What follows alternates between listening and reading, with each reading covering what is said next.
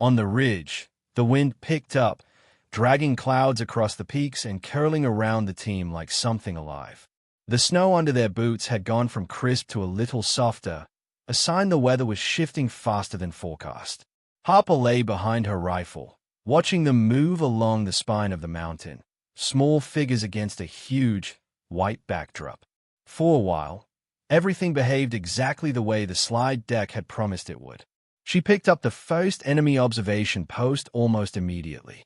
Two figures, dug into a shallow scrape behind a rock outcrop just below the ridgeline, their silhouettes broken up with strips of cloth and white paint. Their rifles pointed not at the valley but up, toward where the SEALs were now walking. "Glassman to Viper Actual," she said. "OP at your 10 o'clock, 200 meters down from the ridgeline. Two rifles, watching your axis. Recommend freeze." "Copy, Glassman. We'll handle it," the chief replied. His voice came through clear, no static. "For now." He gave a series of hand signals. The lead pair dropped to a knee. A support element peeled left, getting low, moving into a position where they could enfilade the little post without getting skylined in the process.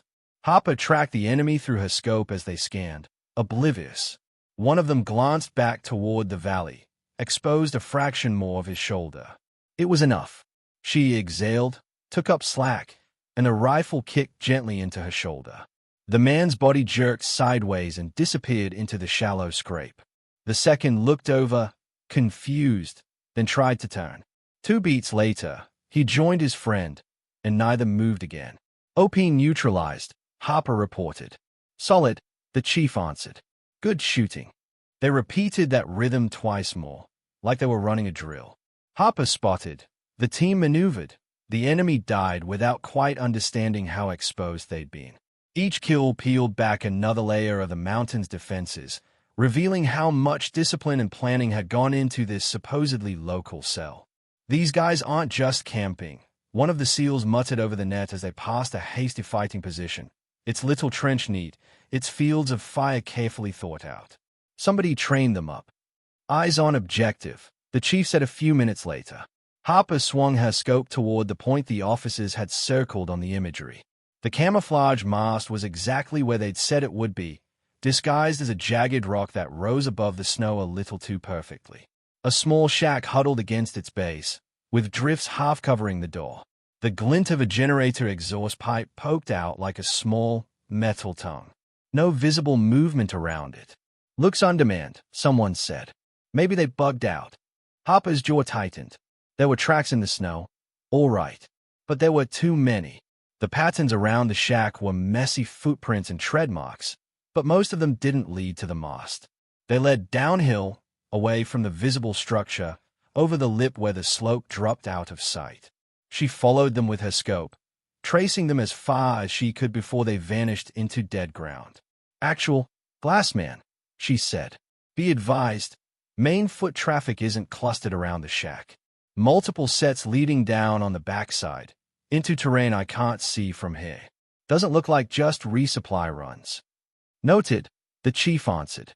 His tone held a hint of impatience. "We on the clock. We clear the shack, blow the node, then we can worry about the backside. Stick to the plan." "Stick to the plan."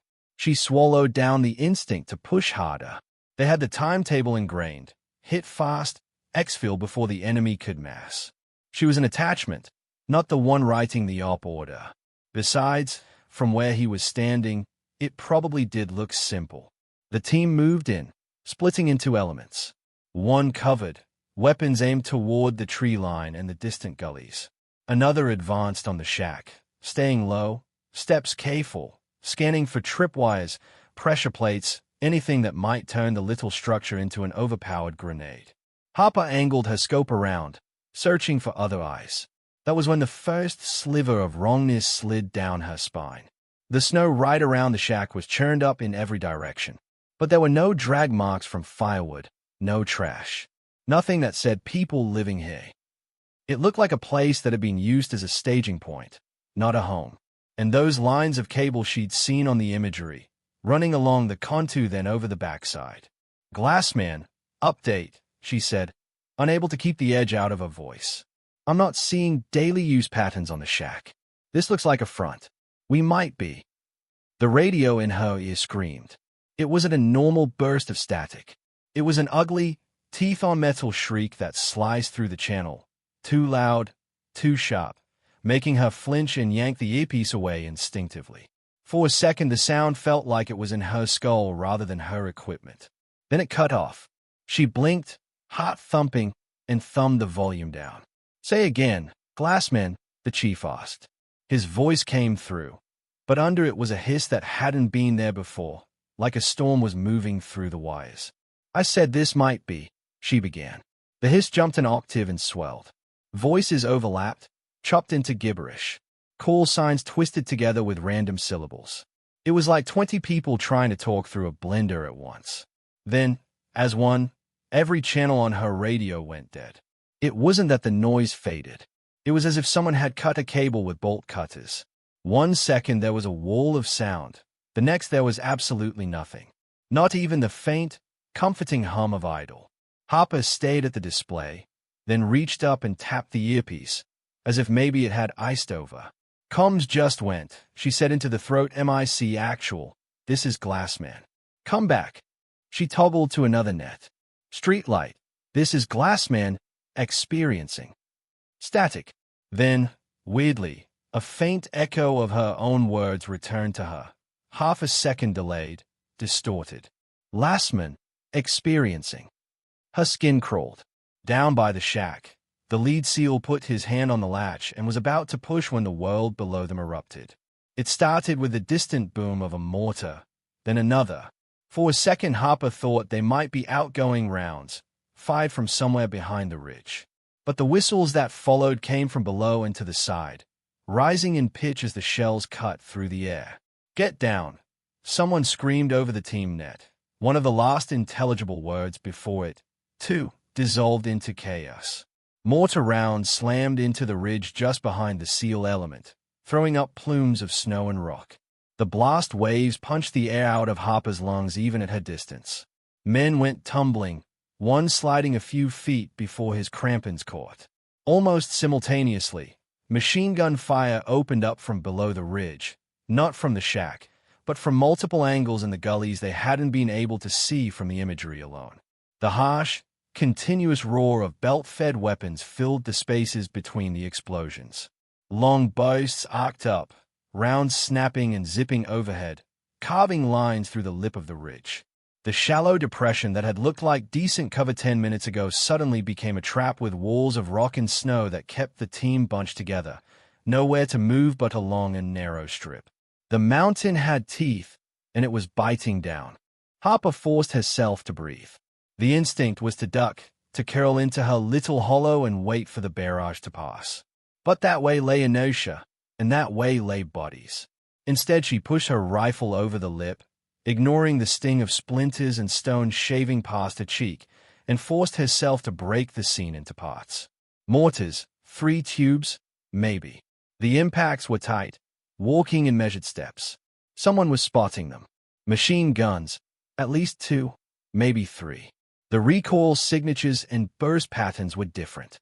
One a smoother, lower thump, one a faster chatter. She scanned the slopes below, looking not for the weapons themselves. They were buried deep in snow berms or behind rock, but for the shapes around them that had to move, the assistant gunners' feeding belts, the spotters lifting optics to their eyes. She caught a flicker of motion near a stunted, wind-gnarled tree, a man raising binoculars, his head turned toward the ridge. The mortar impacts shifted a second later, bracketing closer to where the team lay. "Got you." Her crosshairs settled, and she exhaled, letting everything else fall away. The shot broke clean. Through the scope, she watched the glass fly from his hands as his body folded. A second figure lunged to catch him, then crouched over the fallen spotter, reaching for the binoculars. Another shot. Another shape fell. The mortar pattern stuttered. For a few blessed seconds, the incoming rounds went wide, overshooting the ridge or landing short. "Glassman's buying us breathing room," someone shouted on the net, voice half swallowed by static. It didn't last. Within moments, the impacts tightened up again. Whoever was running their fire mission had depth. When the primary spotter died, someone else stepped in without missing more than a handful of salvos. Harper felt the weight of that in her chest. This wasn't some ragtag group lobbing shells hoping to get lucky. This was a disciplined chain. Down on the ridge, a SEAL tried to move between cover points, sprinting through a brief lull. He made it 3 strides before a burst from a concealed machine gun shredded the snow at his feet and stitched up his leg. He went down with a howl, sliding into a crouch, blood already showing through torn fabric. "I'm hit. Leg. I'm good. I'm good. No, it's bad. It's bad." Medics scrambled to him, dragging him deeper into the depression.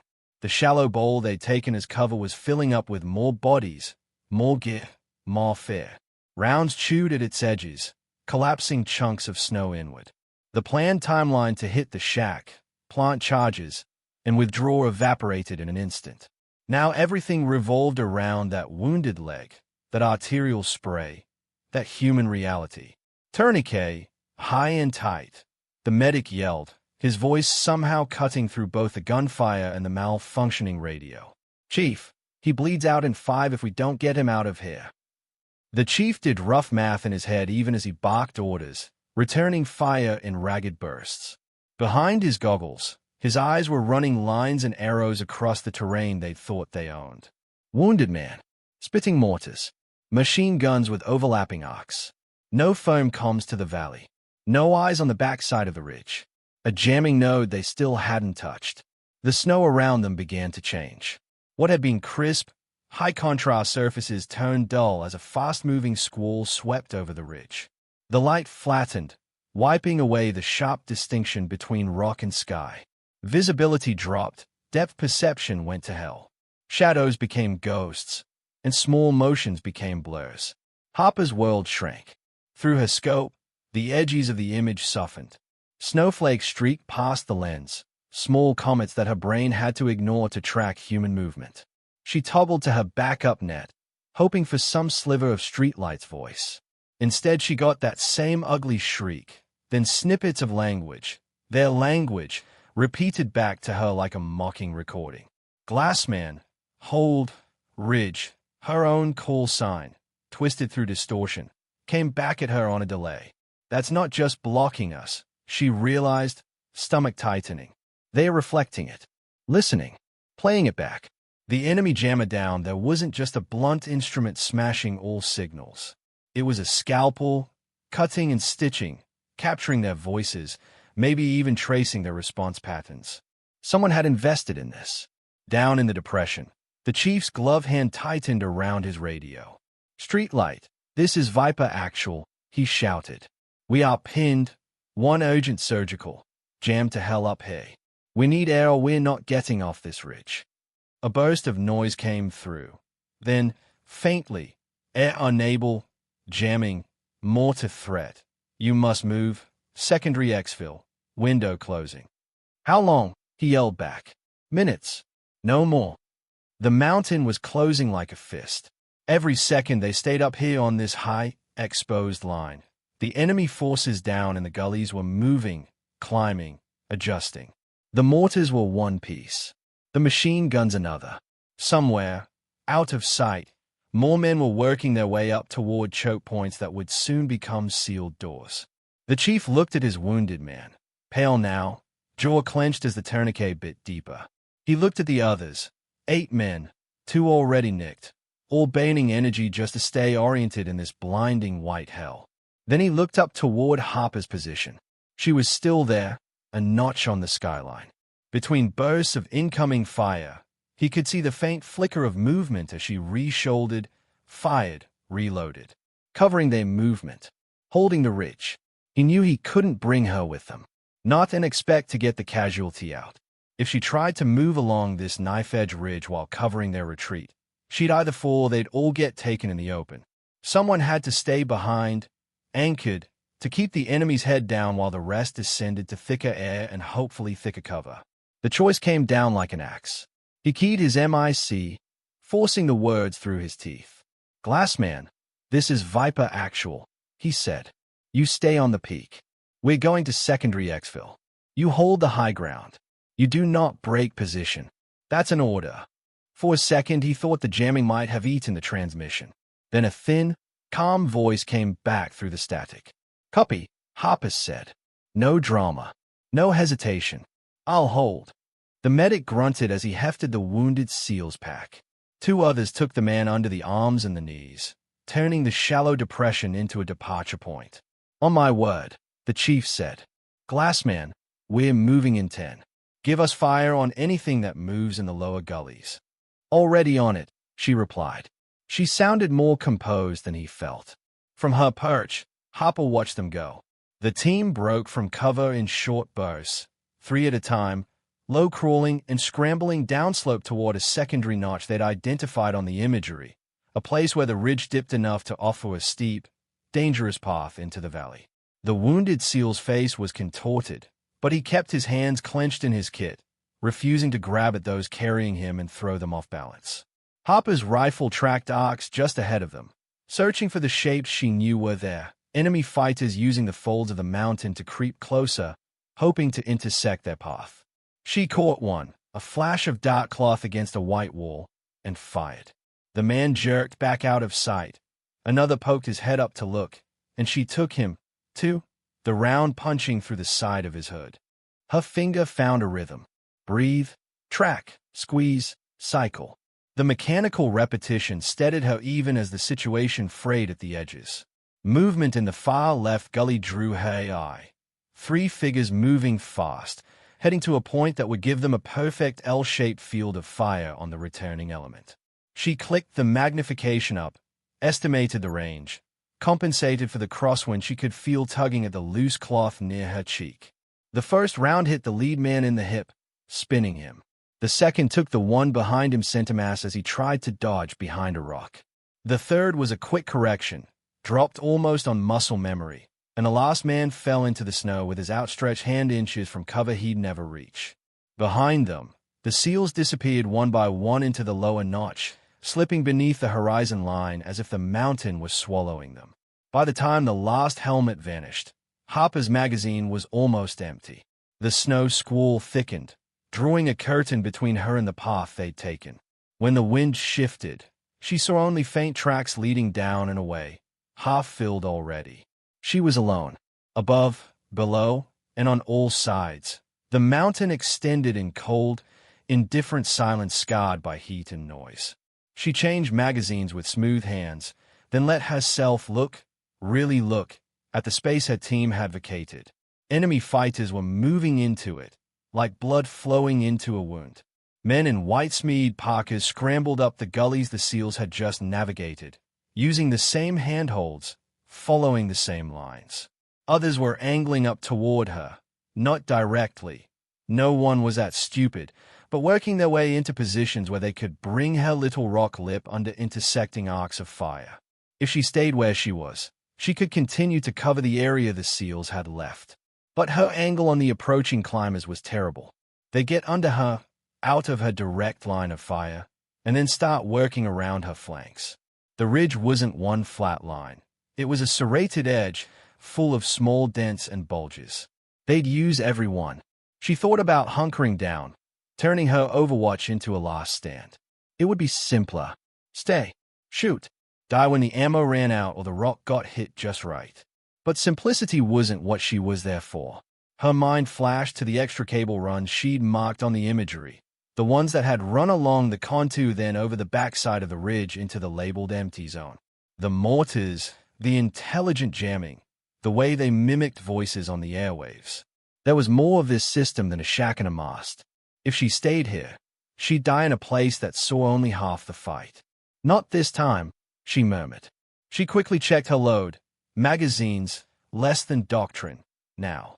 Maybe half of what she'd started with. The neat numbering scribbled on their sides a quiet countdown. Her backup pistol, a last line of defense that she hoped never to touch. A small coil of climbing rope, meant for emergencies, not long, smooth descents. A single ice tool clipped to her harness. The rest of her kit felt heavy. Too heavy. She made decisions quickly. Out came the non-essentials. Extra comfort layer. Gone. Small stove. Gone. Anything that wasn't ammo, water, or what she needed to move across rock and ice got stripped and shoved back into the shallow hollow for some future recovery that was unlikely to come. Light and lean, she clipped the rope to her harness, checked the ice tools pick, and slung her rifle back over her shoulder with the sling snugged down tight. The traverse she had in mind hadn't been on any plan. On the imagery, it had been a faint, almost invisible line, a thin spur that led from her current position around the shoulder of the peak to a secondary outcrop overlooking the backside. On the ground, it looked worse. The spine of rock leading to it was narrow enough in places that she'd have to put one boot directly in front of the other like a drunk on a sobriety test. Snow clung to its windward side in hard, crusted slabs, overhanging into space. The leeward side fell away in an almost sheer drop of hundreds of meters into a bowl that looked soft and inviting from above, until you saw the rock teeth just beneath the surface. She swallowed, tasting copper at the back of her throat. Fear was normal. Functioning anyway was the job. She took the first step. The crampon points on her boots bit into ice. She planted her weight, tested it, then brought her trailing foot up to join the first. On the next section, where the rock bulged and the snow looked smoother, she kicked small steps, careful to test for hollows. She wrapped the coil of rope around a rock horn and clipped it back into her harness, making a kind of improvised handline. It wouldn't save her from a fall, but it might give her half a second more time to claw herself back from one. She moved like that along the exposed spine, head down, focusing on the next 3 feet, then the next 3. The wind clawed at her, trying to pry her off the ridge. Spindrift stung her eyes, forcing her to blink, but she kept going, every motion deliberate. A stray thought drifted in.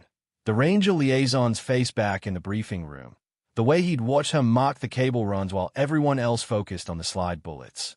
She wondered, fleetingly, what he'd think if he could see her now, inching along a line no op order had ever mentioned. Down in the valley, that same liaison stood in a rough operations tent, listening to chaos. "Viper, this is Streetlight. Say current position." The radio on the table spat out static and fragments. The operations officer tried again. "Glassman, this is Streetlight. You are off net." "Acknowledge." A blur of voices answered. Team members, the chief, all chopped and rearranged. Somewhere in the mess, Harper's calm tone echoed back, repeated and distorted. "I'll hold, hold, hold." The Ranger captain, Khan, leaned over the situation map, hands on either side of it. He refused to let his gaze get stuck on the red ring someone had drawn around the ridgeline. The ring marked the jamming zone. Inside it, their picture was almost black. "What have we got?" he asked the intel sergeant. "SEAL element pinned on the ridge. One urgent surgical. Last clean call said they were moving to secondary exfil point." The sergeant shrugged helplessly. "Since then, all we have is this." He gestured at the radio, which chose that moment to spit out a burst of laughter that was half human, half electronic. "And the sniper?" Khan asked. Last confirmation had her still on the high spur, ordered to stay put and cover, the sergeant said. After that, interference. Khan stayed to the map. The top-down view told one story. Ridgeline, saddle, objective, likely exfil routes. The contour lines told another. Steep couloirs, rock bands, and a long, narrow gash running up from the valley floor to just below the ridge. The couloir was marked with a simple note. Steep. Avalanche risk. Require full alpine kit. They did not have full alpine kit. They had what they brought for a different job. Light assault gear, minimal ropes, basic ice tools, standard cold weather PPE. Enough to move in the mountains, not enough to climb into hell. "Can we get birds in?" Khan asked. "Negative," the air liaison officer said. "Mortar threat is too hot. Without clean laser designation and comms, we'd be putting them into an ambush." "What about artillery from our side?" someone else offered. "In this terrain?" Khan shook his head before the fire support officer even answered. "We'd do more damage to them than to the enemy." The room buzzed with options, most of them trashed the second they left someone's mouth. They needed eyes on the ridge that weren't drones. They needed a link in the chain between the valley and the SEALs, something the jamming couldn't completely blind. He stared at the couloir again.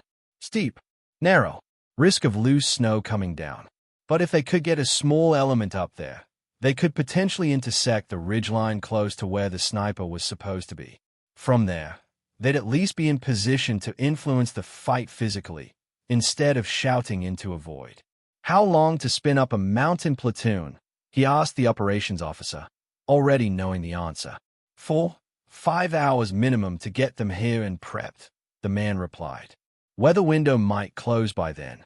SEALs won't have 4 or 5 hours. Khan exhaled slowly.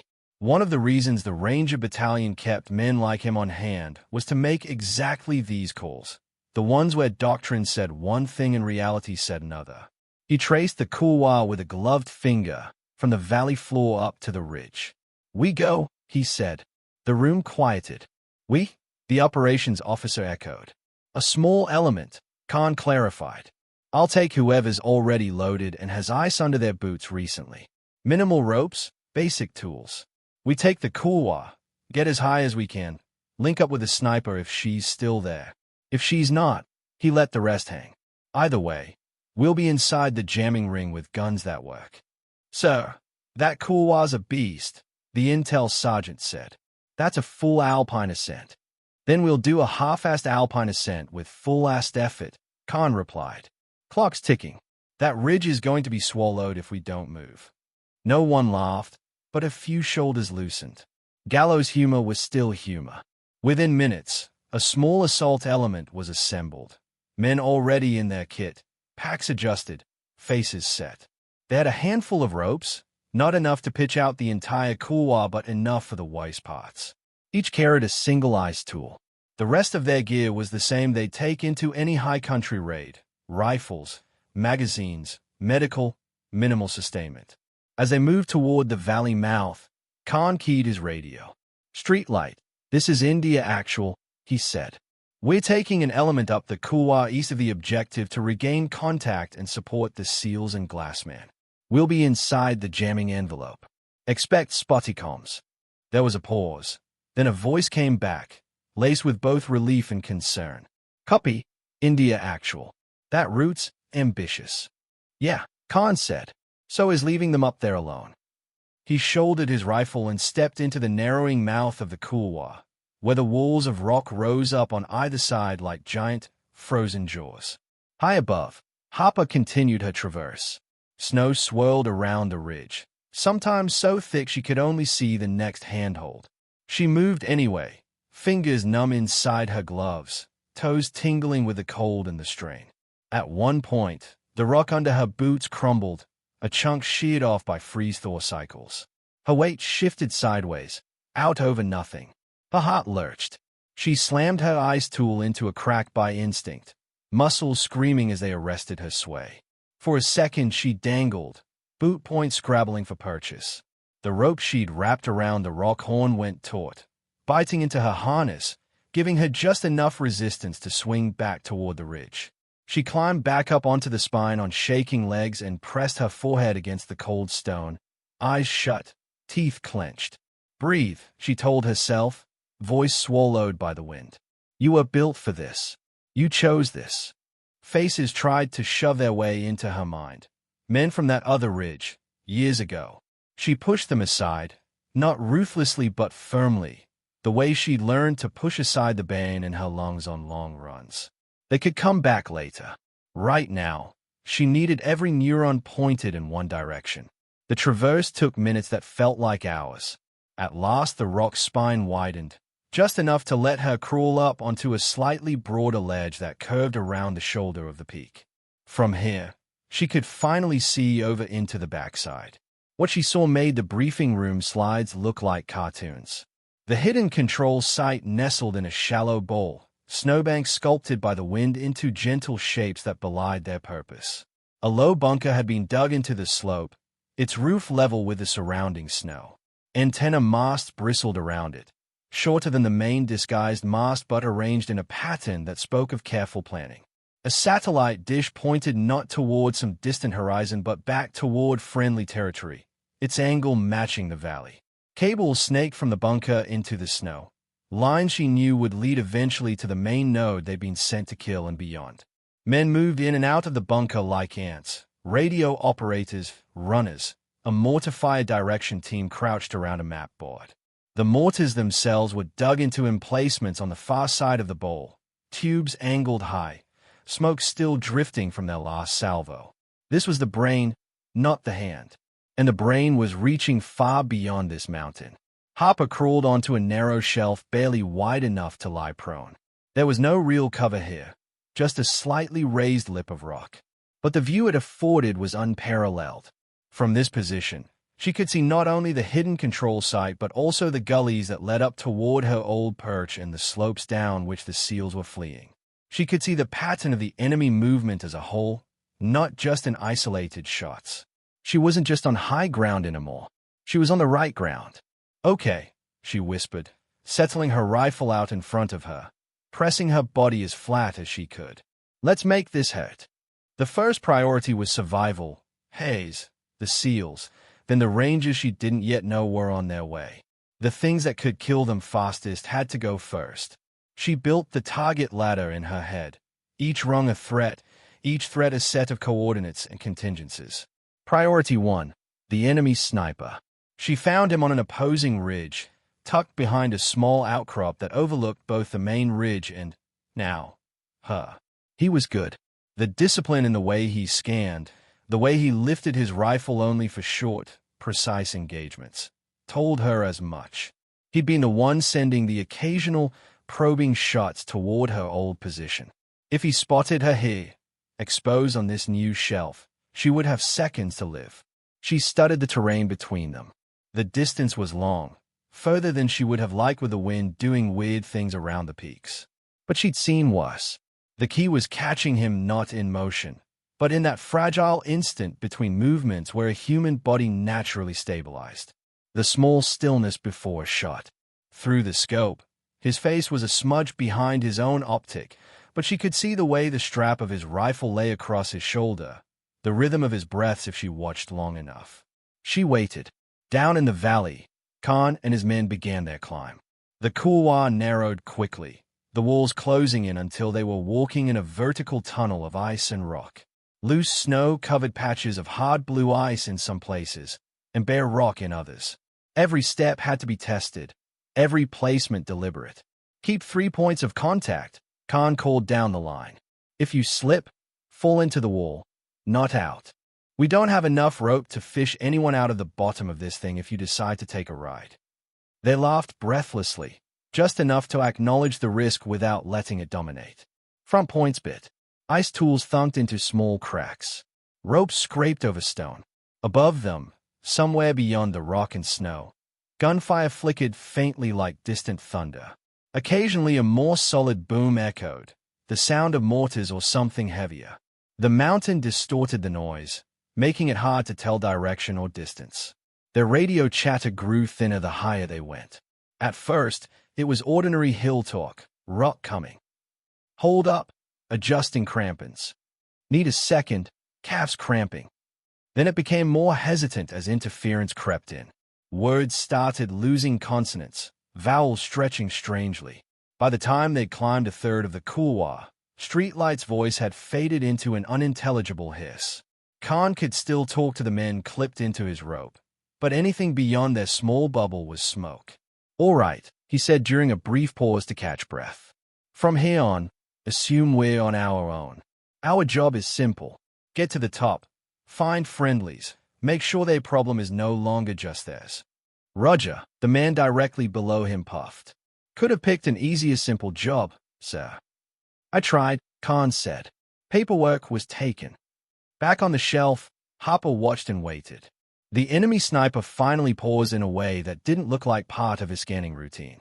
He settled, shoulders loosening slightly, then raised his rifle in the direction of the main ridge again, seeking a new angle. There! The tiny sheen of his scope's lens caught the light at just the wrong moment, a faint glint that would have been invisible to anyone not staring straight at him. Harper stroked the trigger. The recoil nudged her shoulder. A fraction of a second later, the figure on the opposing ridge jerked, then slumped sideways. His rifle clattered against the rock. The glint vanished. Priority 1, neutralized. She moved on. Priority 2. The heavy machine gun dug into a snow berm that commanded the lower gullies. Its beaten zone overlapped almost perfectly with the projected path of the SEALs toward their secondary exfil point. If it stayed up, the moment they broke from the limited cover lower down, it would cut them to ribbons. From this angle, she could see into the nest. The gun itself, its barrel already darkened from constant fire, and the queue around it. The gunner hunched low behind the weapon, cheek close to the sights, with an assistant feeding belt. A third man hovered behind them, probably the team leader, watching their arcs. She exhaled, then targeted the assistant first. The gunner could still fire if he fell, but his rate of fire and reload speed would suffer. She put a round through the feeder's chest. He reared back, hands flying away from the belt. The gunner glanced sideways in confusion. Then Harper took him, too, a second shot stitching into the side of his neck. The team leader lunged forward, hands grabbing at the weapon to keep it from dropping. She didn't give him time to find the trigger. A third shot pinned him to the berm. The machine gun's roar died, leaving a strange vacuum in that section of the field. Other weapons still cracked and popped, but the heavy, constant stitching was gone. Priority 3, radios. Using the visible cables as guides, she traced the lines from the main mast down to the bunker. She waited until one of the radio operators stepped out of the bunker's hatch to talk to a runner. The man held a handset in one hand, a clipboard in the other, head turned, mouth open as he gave instructions. She put the crosshairs just beneath his jawline and squeezed. The round took him clean, dropping his body across the threshold. The runner froze, then bolted back inside. Inside the bunker, chaos would be erupting. Experienced comms personnel know how to swap out roles, but losing someone at the hatch, mid-message, would cause a hiccup. And in an engagement like this, hiccups mattered. Down on the slope, the SEALs dragging their wounded teammates suddenly found the fire on them less cohesive. Boys still came in, but not in the careful patterns from before. Instead of being herded, they had pockets of space to move through. Feels like they're getting dumber, one of them grunted, half carrying, half dragging the casualty. Don't question it, the chief said. Just move. He had a hunch what was happening. Somebody up there was carving them a path. Back at the bunker, the enemy adapted. Harper watched as a man wearing a different cut of gear than the others, slightly better kit, a neater uniform, stepped forward and began issuing orders with crisp, decisive gestures. He pointed toward the couloir side of the ridge, then toward the main ridge, sending small teams in both directions. Another operator took over the radios, plugging cables into a backup board. The satellite dish on the roof of the bunker twitched, reorienting slightly. A young fighter emerged carrying a small quadcopter drone, its rotors folded in. They weren't flailing. They were changing shape. Harper saw the drone and felt a knot tighten under her sternum. From this distance, it was just a little black spider with propellers, but she'd seen what those things could do with an integrated fire direction system and a jamming suite. She watched as they unfolded it, the rotors snapping out like the legs of a mechanical insect. One of the operators tapped a tablet, and the drone rose shakily into the air, then steadied and began to climb toward her level, nose camera searching. Okay, she breathed. That's new. The drone hugged the terrain, using the folds of the ridge to break line of sight. Every few seconds it popped up, panning, then ducked back down. It wasn't looking for the SEALs. It was hunting the point of origin for the abrupt degradation in their fire superiority. It was hunting her. At the same time, a fire team broke off from the main force and began ascending a different gully, one that curved around toward her new shelf. Their choice of route showed experience. They'd studied this terrain. They were coming in at an angle her original position hadn't covered well. From here, she had a few shots on them, but once they got closer, the rock lip would block her view. Her primary optics glass framed all this clearly. That's why, when the first mortar round dialed in on her new position, she saw the flash of the impact an instant before she felt it. The shell slammed into the rock face just below her ledge, sending a geyser of stone and snow upward. She was thrown against her rifle, ribs slamming into the stock. Shrapnel hissed past, one fragment clanging off a helmet with enough force to make her ears ring. She instinctively curled around the rifle, trying both to protect herself and shield the weapon. Something hit her optic with a sharp crack. The scope's image went spider-webbed and dark in one eye, the reticle twisting as a glass fractured. When the dust settled, she opened both eyes. The world beyond the scope was still there, harsh, bright, full of motion. Through the optic, however, everything was smeared and darkened, the fine cross-eye lines lost in a storm of shattered glass. Of course you'd go for the eye. The drone buzzed past, the distinct whine of its motors cutting through the ringing in her ears. It dipped, camera lens turning toward her shelf, then rose again, adjusting. They were using the drone's feed to correct their fire, and they had already taken out her primary sight picture, her constraint stacked in a neat, ugly pile. Primary optic damaged. Ammo running low. Enemy climbers approaching, soon to arrive at small arms distance. Drone overhead feeding corrections. Jamming network only partially disrupted. Seals still not clay. Rangers somewhere on a climb that made hers look like a stroll. She took a slow breath, then reached up with her left hand and flipped her backup iron sights into place. They were simple, a front post, a rear aperture. No magnification. No fancy glass. No quick ways to dial in for range. They'd been zeroed at a modest distance, but she trained past that, learning to estimate holds based on experience and feel. Okay, she told herself, as the drone looped back. We're back to basic math. With the irons, the world looked different. She couldn't luxuriate in tiny movements 1,500 meters away. She had to rely on memory, on the mental picture she'd formed of where things were before the scope died. She closed her eyes for a second, reconstructing the layout. Bunker here, mortars there, machine guns she'd already taken out, the path of the SEALs moving toward the notch, the couloir, unknown to her, rangers climbing. She opened her eyes and shifted her body a few inches to get a new angle that might reduce the drone's line of sight and still give her coverage. The next priority presented itself almost immediately. On a rocky outcrop near the mouth of the valley where helicopters would likely ingress once the jamming lifted, she spotted movement. An RPG team working their way into position. The gunner carried the launcher. The assistant hefted tubes. A third man pointed toward the open sky, miming the path of a halo. If they got set up and the birds came in blind, it would be a massacre. The distance was long for irons, but the angle was forgiving. She remembered the range from when she'd scanned it earlier. Holding slightly high, she squeezed off a shot. The front sight post jumped as the rifle bucked. A heartbeat later, the RPG gunner stumbled, a neat dark spot blooming over his chest. The tube slipped from his fingers, clattering down the rocks. The assistant swore and lunged for it, and she put him down too, her second round taking him through the side. The third man dive-rolled behind cover. She let him go.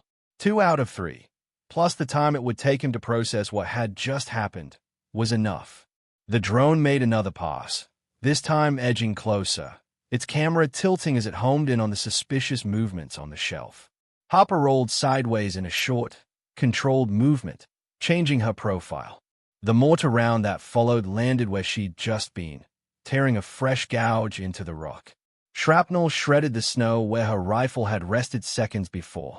Think, damn you, she muttered, scrambling back into a modified prone. She couldn't stay in one place long enough for the drone to paint her, but she also couldn't be constantly moving and still hit anything. In the couloir, Khan's men were nearing the midpoint. The walls here leaned in even more, forcing them to climb with their shoulders scraping both sides. Loose snow sloughed down with every step, sometimes accumulating at their feet, sometimes falling past them in thin streams that vanished into the depths below. Hold, hold, Khan called at one particularly narrow bulge. He wedged himself into the rock, then reached back to take the pack of the man behind him, dragging him up over a small lip. Sir, the man panted, just curious, do we get hazard pay for this? You get the joy of not having to read the casualty reports later, Khan said. That's your bonus. They laughed, breath coming out in small puffs that froze on their scarves. Their radios had given up any pretense of reliability. At one point, A burst of chatter came through that sounded exactly like Khan's own voice giving an order he hadn't given. It skated across the net, then cut off. "Creepy," one of the privates commented. "Focus on your feet," Khan said quietly. But he couldn't deny the chill that ran up his spine.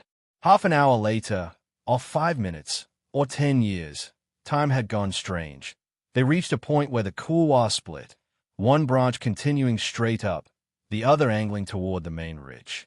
The straight shot was steeper but shorter, the angled one longer but intersecting closer to where the sniper's overwatch had been plotted. He weighed options in a breath and chose the angle. "Left fork," he called. "We want to come up somewhere the enemy isn't expecting. The ridge has already taught them some bad habits. We're here to add to that." His lungs burned. His legs trembled. Somewhere above, a single rifle shot cracked, echoing in the hollow. Not random. Intentional. He trusted that someone up there was still doing math like he was. On the shelf, Harper's world compressed again. The fire team climbing toward her had made good progress. They were agile on the snow, experienced in this terrain. From her new angle, she could catch glimpses of them through gaps in the rock as they moved switchback by switchback. She started picking at them as opportunities presented, taking shots when they flattened out on small benches or paused to adjust footing. The first fell without a sound she could hear, his body sliding a few meters before catching on an outcrop. The second took cover, returning fire in short, sharp bursts that chipped at the stone near her head. Rounds snicked overhead, some so close she could feel the air move. One clipped the edge of her sleeve, snapping fabric. Another hit the rock just in front of her face, throwing grit and powdered stone into her eyes. She blinked the grit away and forced herself not to rub. She couldn't afford to be blind even for a second. Below, the bunker's commander, calm, centered, his voice carrying in a way that made men turn without hesitation, stood near the entrance, watching both the drone's feed and the shifting lines of his fighter's movement. To Harper, he was just another figure in a cluster at first. Then she noticed the way he moved, not frantically, but with decisive economy. Men deferred to him without being told to. He had a rugged case by his boots, cables snaking from it into the bunker. Whenever someone handed him a clipboard or spoke into his ear, he glanced down at the case before answering, as if it contained some piece of the picture others couldn't see. The satellite dish alignments, the captured comms returning on her net, the constant adjustments, it clicked. Whatever was happening inside that case, it wasn't just raw amplification. It was processing, recording, maybe even encrypting and storing everything they'd heard from friendly forces since this whole dance started. Destroy that, and you didn't just kill their jamming. You cut off their ability to reuse today's trauma tomorrow. Harper swallowed, feeling the dry scrape in her throat. The distance was ugly. The angle was worse. The wind had shifted again, blowing now from quartering left. Her damaged optic was useless for fine judgment.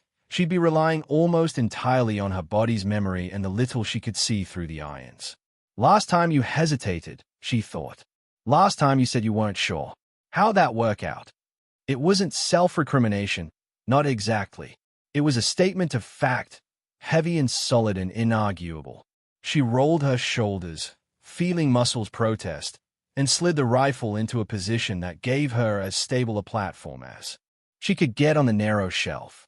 She breathed in through her nose, out through her mouth, 3 times, slowing her heart. The iron sights framed the commander's center mass if she held high on the rugged case. Wind, strong. Adjust a little more to the side than instinct wanted. Distance, far. Elevate just enough, trusting her fundamentals. The drone made another pass overhead, closer this time. Its shadow flicked across her hands. Harper let the front sight settle and pressed the trigger. The shot's echo took a long time to return off the surrounding peaks. In the space between, she watched the world through her rear aperture. Down by the bunker, the commander jerked as if pushed. The round took him through the chest and continued into the rugged case, which erupted in a brief shower of sparks and plastic fragments. The cables snapped free, whipping as if alive, then went slack. For a moment, nothing obvious changed. Men still moved. Guns still fired. The drone still buzzed. Then the drone wobbled. It dipped, overcorrected, and spun in a tight circle. The feedback loop that had been feeding it clean data suddenly severed. It smashed into the rock wall below her, rotors shattering like brittle insect wings. On her net, the interference changed. The shrieking that had been constant died mid-whine, like someone yanking the plug from a stereo. For a heartbeat, there was nothing. Then, slowly, the background hum of normal static returned. In the valley, radios on tables and clipped-to-vest sputtered, then came alive with overlapping calls. Streetlight, this is Viper Actual.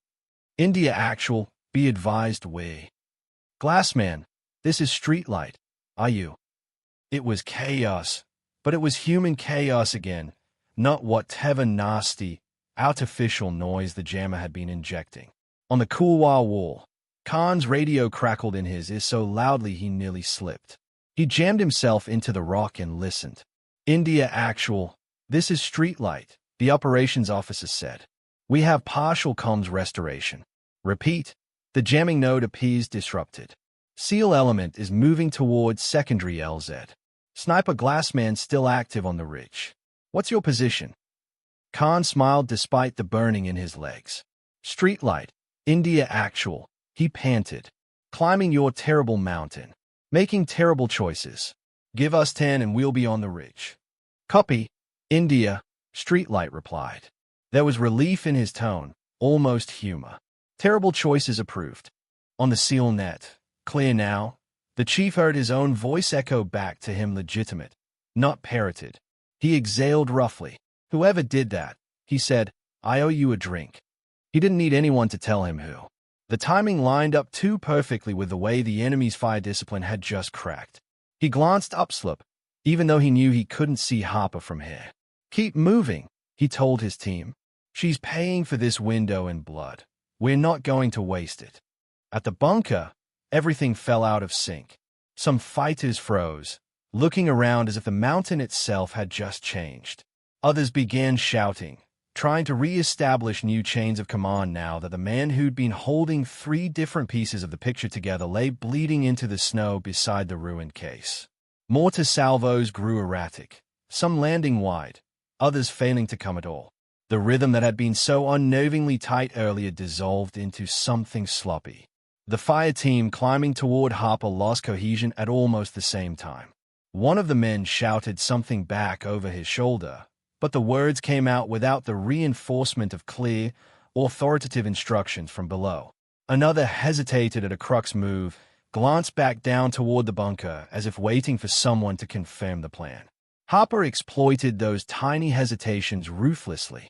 She took one climber as he paused on a small ledge, chest heaving, head turned to call something. The round punched through his throat, and he stumbled backward, arms pinwheeling, before vanishing from her view.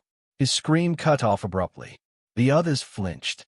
One flattened himself against the rock, firing blindly upward. Another started to retreat down the gully, panic overtaking whatever orders he'd been given. They weren't amateurs. They were just suddenly leaderless in a fight that had depended heavily on his central brain. Harper's arms were shaking now, every shot costing more than the last.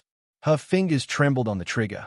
Her ammo count, always a quiet track in the back of her mind, reached uncomfortable territory.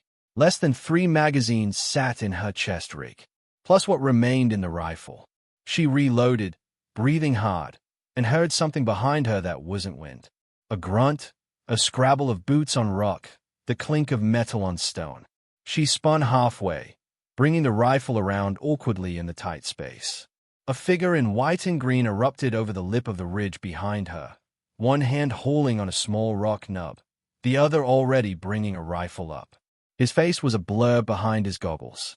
Instinct took over. Harper snapped the stock to her shoulder and fired almost from the hip.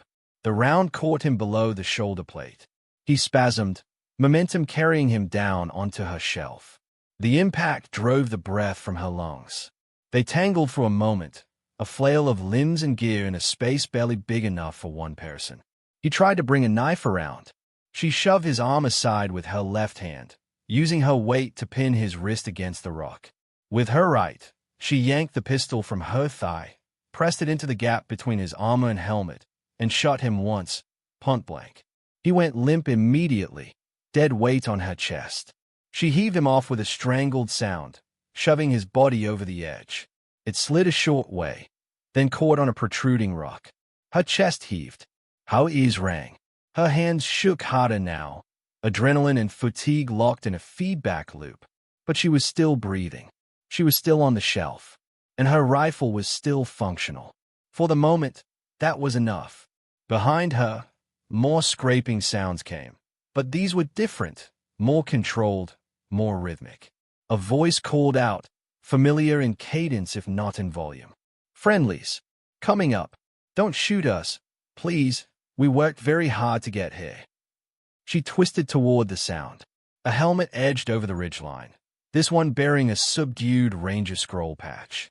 A gloved hand grabbed the lip of rock. Then another. Two men hauled themselves onto the ridge, breathing like they'd been sprinting uphill in thin air for hours, which they had. Harper stared at them, blinking grit from her lashes. One of them laughed breathlessly when he saw her expression. "You must be Glassman," he said. "Tell me this is the worst perch you had available, because I do not want to see what you turned down."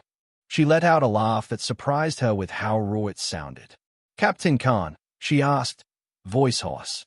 He nodded, pulling himself the rest of the way up and lying flat for a second, letting his heart catch up. In the exhausted flesh. "Heard you could use some company."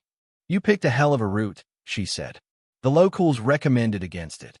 "We're bad at listening," he replied, then glanced past her, down into the bowl where the bunkers sat today. His eyes widened slightly. "You did all that on your own?" "Mostly," she said. "I had help from their overconfidence." He grunted, impressed, then keyed his radio. "Streetlight, India Actual," he said. "We've gained the ridge, linked up with Glassman. Jamming nodes busted. We're in position to support SEAL exfil. You might want to send those birds." Streetlight's answer came back clear, blessedly clear. "Copy, India. Gunship inbound. Extraction halos en route. You have 5 to soften any remaining hard points." Khan looked at Harper. "You heard the man. Feel like doing a little more carving." She looked down at the ice fields, the bunker, the broken case, the scattered enemy. Her muscles protested. Her fingers ached. But the ladder in her head still had a few rungs. "Yeah," she said quietly. "I've got a few shots left." They worked together without needing much explanation. Harper called targets only she could see from her angle. Khan's men shifted along the ridge, bringing fresh rifles and fresh eyes to sectors she hadn't been able to cover. Whenever someone tried to organize a counterattack from the bunker's remains, a burst from the ridge cut it short. When the first gunship's distant thump-thump drifted over the peaks, the remaining enemy fighters' resolve crumbled further. Some broke and ran downslope, seeking tree line. Others tried to hunker deeper into their holes. The SEALs reached their secondary exfil point just as the extraction helicopters came skimming up the valley, their rotors kicking up swirling halos of snow. This time, there were no functional IPG teams lying in wait, no coherent heavy machine gun lines. Isolated bursts still cracked, but the birds juked and flared, gunners on their sides strobing fire into the gullies in reply. Harper watched one helicopter flare near the notch, saw tiny figures bundle a man with a heavily bandaged leg aboard, saw another wave once up at the ridge before the bird banked away and vanished behind a shoulder of rock. The fight didn't end in a neat, cinematic moment. It sputtered. A few last shots from stubborn rifles. A mortar round that fell wide and harmless. Then the gunship made a final pass, raking the bunker's remnants and the known weapon positions with precision fire. Silence finally crept back in, hesitant at first, then bolder. The wind reclaimed its old sound. The mountain went back to being a mountain. Harper's body didn't quite believe it. Her shoulders were still tensed, anticipating recall. Her lungs still waited for the next call, the next target. But no new threats presented themselves. She let the barrel of her rifle sink until it rested on the rock lip and rolled onto her back, staring up at the thin blue sky. Khan lay down beside her, arm flopped over his eyes. "Well," he said after a while, voice muffled. "That sucked." "Yeah," she agreed. "Worth it, though," he added. "From down there, It looked like they had you gift wrap. Felt that way up here, too, she said. I like your entrance, by the way. Very dramatic. 10 out of 10 for timing. We aim to please, he said. Mostly we aim to not watch people get left to die alone on ridges. She closed her eyes briefly, letting the words settle. Later, in the cold, blue light of late afternoon, helicopters thumped back into the valley, their engines a rough lullaby. They picked up the seals first, then dipped back toward the cool warm mouth to hover precariously while the Rangers and Harper slid and scrambled down to a small landing zone carved out of the snow. On the flight home, Harper strapped into a seat near the rear. Her face was windburned, streaked with soot and melted snow. Her hands were scraped and raw even through the gloves. She closed her eyes as the cabin vibrated around her, letting the white blur of the day dissolve behind her eyelids. The chief limped down the aisle, helmet off now, hair plastered to his head with sweat. He paused by her seat, steadied himself on the overhead rail, and looked at her for a long moment. I gave an order today I didn't think anyone could survive, he said quietly, so the others wouldn't hear. Didn't give you a choice. Didn't ask. I assumed you understood. I did, she said, opening her eyes. The helicopter's noise wrapped around their conversation, making it feel oddly private. I expected it to be a one-way ticket, he said. I'm not proud of that, but it's the truth. I thought I was accepting your death to save the rest. Then you go and do whatever that was up there. He shook his head, a small, helpless smile tugging at one corner of his mouth. I'll be chewing on that for a while. She shrugged, as much as the harness would allow. You did the math, she said. You weren't wrong. Someone had to stay. Next time, maybe don't assume they're expendable before you see what they can do. He huffed a laugh that sounded half like a cough. Fair, he said. For what it's worth, I'll make damn sure the paperwork reflects that today's window existed because of you. She thought of the red-striped folder under her bunk, of lines like hesitation at critical moment. She wondered what today's summary would say. Decisive action at critical moment. Maybe, or maybe just sniper performed as expected. It's not the paperwork that matters, she said eventually. It's whether you remember next time there's someone on a ridge who might see the whole field better than you do from the bowl. He nodded slowly. I'll remember, he said. And if anyone suggests you had the easy job, I'll personally straighten them out. He squeezed her shoulder briefly, then moved on to check on his wounded man. Later, in a canvas-walled debrief tent that rattled with every gust, the story of the hidden bunker came into focus. Intelligence officers laid out captured hardware on a table, fragments of the rugged case, scorched circuit boards, damaged drives. Photos taken by the gunship sensors and by the Rangers from the ridge showed the layout, antennae, dish, cables, all feeding into that underground nerve center. This wasn't just about keeping drones out of their sky, one analyst said, tapping a finger against the diagram. They were capturing everything that went in and out of this valley when the jammer was active. Voice, data, targeting telemetry, recording it, studying it. The attack on the SEAL element wasn't just to protect the node. It was a stress test. See how we respond, how fast, from what directions. Then use that later. Propaganda, too, another added. Imagine what they could have done with recordings of panicked calls, screams, last words, played over footage of burning vehicles. They weren't just defending their mountain. They were building a story. Harper sat in the back again, hands wrapped around a cup of coffee that had already gone cold. The facts slotted into the outline that had been nagging at her since she saw the cables on the imagery. They'd walked onto a stage someone else had built, with someone else's cameras rolling. The difference was that this time, someone had cut the power to the recording equipment before the third act. The case your shot hit, one of the intel guys said, glancing toward her, contained a lot of those recordings. Some survived. Most didn't. Tech guys say whatever was in there would have given us a headache we did not need. Lucky shot, another officer said. Harper shrugged, feeling the bruises on her shoulder as she did. I don't really believe in lucky shots. The room chuckled, but there was respect in it. After the group debrief, she found herself pulled into a smaller, quieter room. Khan leaned against the table, arms crossed, while the SEAL chief stood with his hands jammed in his pockets, head bowed. "This isn't formal," Khan said. "Just wanted to get us all in one place before the paperwork jungle starts." The chief looked up at Harper. "Tell me about that other ridge," he said bluntly. "The one that lives in that red folder you think we didn't notice." She stiffened slightly, then relaxed. Of course they'd noticed. Rangers and SEALs were predators by nature when it came to people's tells. "It was a different mountain," she said. "Different enemy. Similar problem. We were on the high ground, thought we understood the geometry. Then things changed faster than our plan. I had a shot that might have cut off a flanking team before they got around our blind side." "Might have," Khan echoed gently. "I wasn't sure," she said. Wind was unpredictable around a rock face. Target ID was shaky through the mirage. I called it in, asked for a second pair of eyes. By the time we got it sorted, those men had moved. They got into defilade. They hit us from behind. We lost people." She took a slow breath. "The report says I hesitated at a critical moment," she said. "They are not wrong. I thought being cautious was being professional. I thought the cost of a miss was worse than the cost of a maybe. I was wrong. I let fear of being wrong beat fear of doing nothing. That's on me." Khan nodded, eyes thoughtful. "And today?" he asked.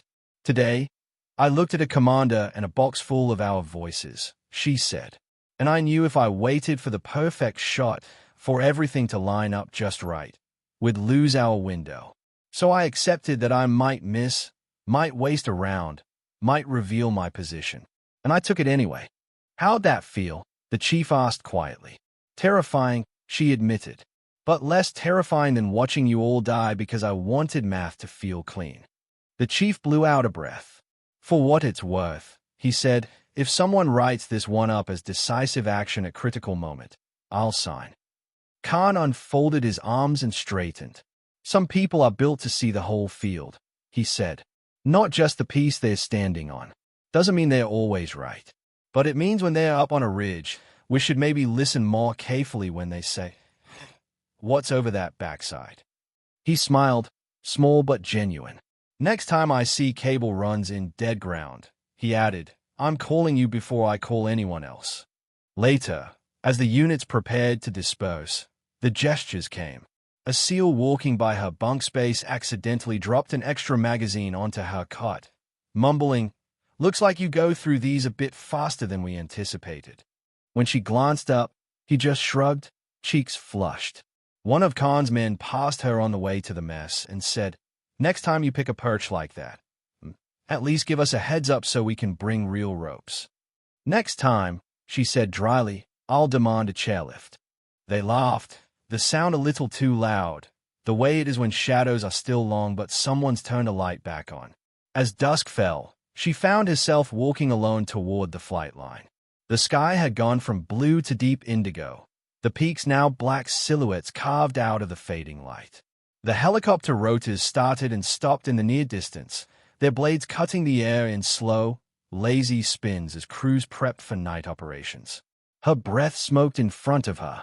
Her boots crunched on packed snow. Each step carried the weight of the day, but also something lighter she was almost afraid to name. At the edge of the tarmac, she paused and looked back. The mountain range loomed, its ridges and bowls and hidden gullies invisible now in the darkness but no less real. Somewhere up there, the scarred rock shelf where her antenna lay broken was already collecting fresh snow, erasing the small, human chaos that had played out there. The bunker was a blackened dent. The cables she'd followed were cooling in the cold. The story, though, wasn't erased. Behind her, voices murmured. Someone laughed. Someone else cursed at a jammed zipper. Life, such as it was here, was moving on. She squared her shoulders and faced forward again.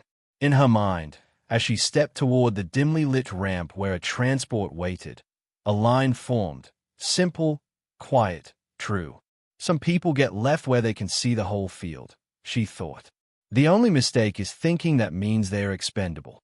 She didn't say it out loud. She didn't need to. The mountain had heard enough words for one day.